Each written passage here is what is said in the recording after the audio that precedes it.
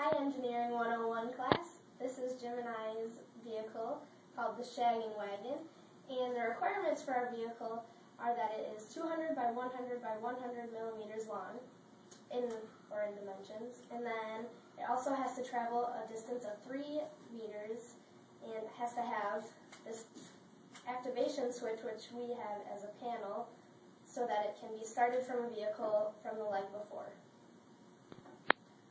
Alright, this is our car, and we have 2 gears in the top axle and 1 gear on the lower axle.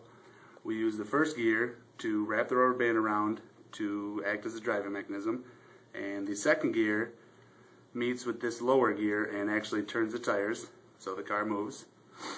To lock it into place, we have this back plate that slides back and forth like so, and it catches on this top gear and puts pressure on this tab, and that way when it doesn't roll off before a car hits it, and when the car comes from behind, it hits it, releases it, and the car flies.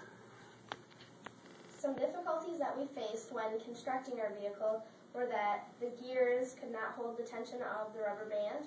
So while testing it, it snapped and the epoxy didn't hold. Therefore, we have a stronger build, and the frame is just one solid piece now, so it should hold.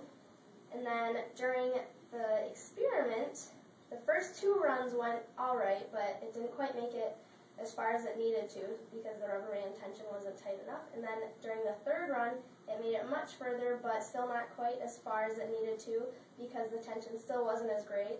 So it came up just a little bit short. And then on the 4th, it met the distance requirement, but it pulled to the left a little bit, so we had to fix that.